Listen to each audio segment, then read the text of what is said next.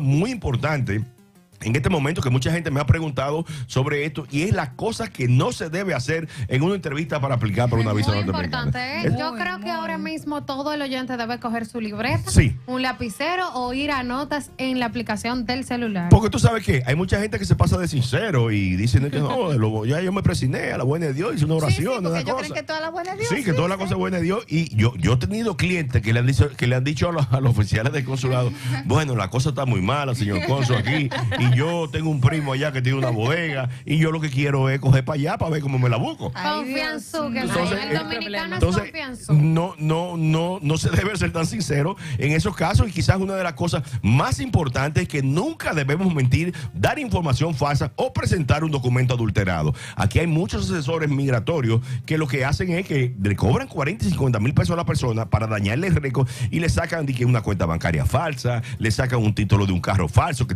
ya lo han puesto como para 5 o 6 veces. Entonces, eso hace que cuando la persona somete esa información, el consulado se da cuenta que todo eso es falso y inmediatamente te descalifica y te pone un impedimento de por vida de aplicar ese visado. O sea, no se pasen de inteligentes, porque lo que están haciendo es están pasando de tontos a pagarle a una gente para que cree documentos falsos en este siglo XXI, donde todo es verificable. También otra situación es no ir bien preparado a la cita.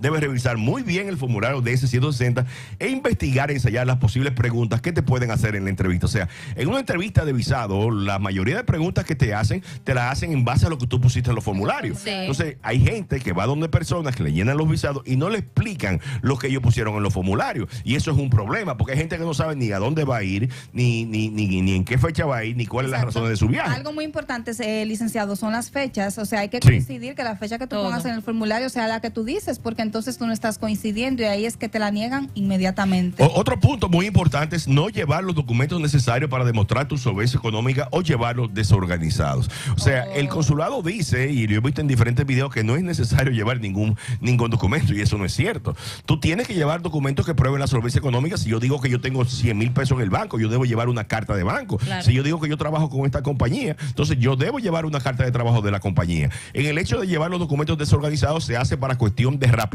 porque no es lo mismo, te vas a tener una entrevista de 5 minutos ahí o de 3 minutos, que tú lleves los documentos, vuelves un rebú, y cuando te pregunten por un documento, tú comienzas a buscarlo, no lo encuentras, te caen los papeles al piso, y entonces en ese momento te vas a poner muy nervioso. Entonces es mejor organizar todo de una manera bien organizada, bien detallada, para que así sea más fácil para la gente. Usted sabe, licenciado, que hay una desinformación con eso, y es que a muchas personas no le piden dichos documentos, entonces le dice al otro, no me pidieron nada. No te lo piden. No, pero que cada caso es diferente. A ti no le va a pasar. Exactamente. Ese es un error grande que tenemos los dominicanos, que queremos comparar el caso de una persona con otro. Por eso que yo no estoy de acuerdo muchas veces en los chats que se crean de la visa de inmigrantes y la visa de no inmigrantes, donde mucha gente, sin saber nada de migración y sin tener ningún conocimiento, dan ejemplos y dan consejos como si fueran abogados de 40 años. Entonces, los casos de migración son completamente diferentes, cada caso es individual y es decidido en base a la totalidad de las circunstancias. Listen, y si por ejemplo a ti te niegan una visa y no te dicen la causa del por qué te la negaron, ¿qué se debería de hacer? Regularmente cuando te niegan una visa,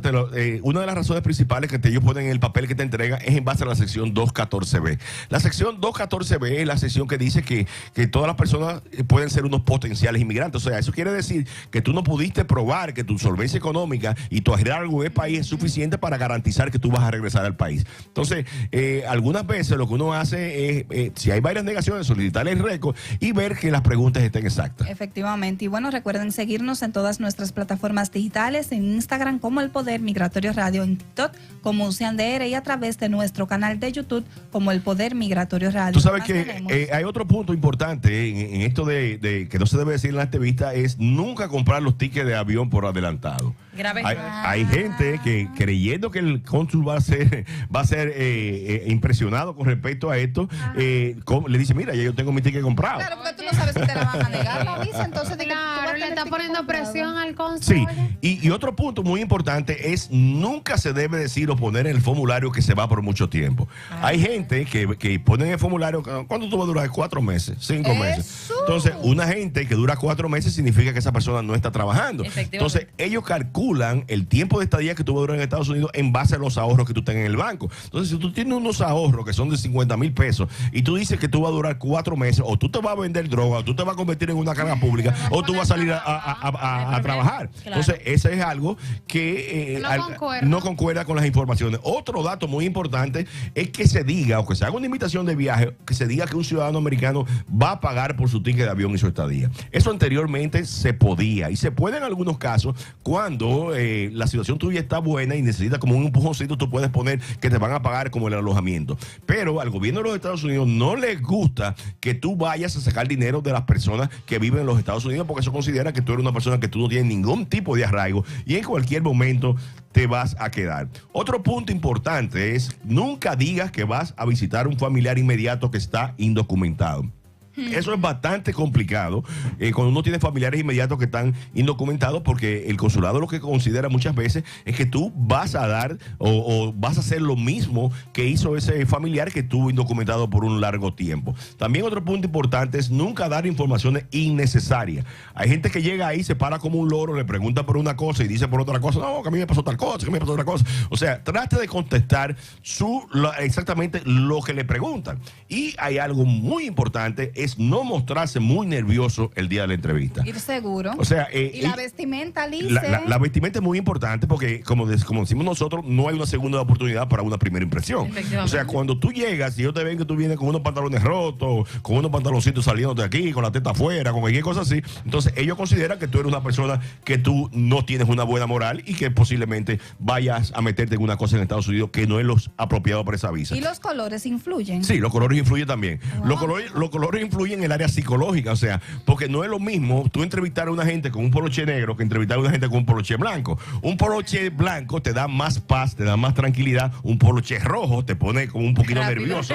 Y ellos lo que son es psicólogos y pueden determinar todo ese lenguaje corporal. En cuanto al nerviosismo, es muy importante que usted se beba unas pastillitas o un tececito, lo coja suave, porque si ellos te ven muy sudoroso y te ven muy nervioso, eso significa, eso le da un lenguaje corporal a ellos que tú posiblemente estás diciendo mentira. Sí. Y por último, el punto quizás más importante es: aunque tu visa sea denegada, nunca discuta con el oficial migratorio. Siempre o sea, despedirse de buena manera. Claro, porque ¿han tenido clientes que discuten con ay, muchachos, hay gente que dice: más coño, yo no quería su visa, nada, yo me voy para otro país, de Estados Unidos no sirve. Entonces eso lo que hace es que ellos te pongan un récord y con ese récord entonces tú nunca más vas a poder aplicar para ese visado, quizás en Estados Unidos y quizás en otros países. Bueno, señores, es un poco complicado.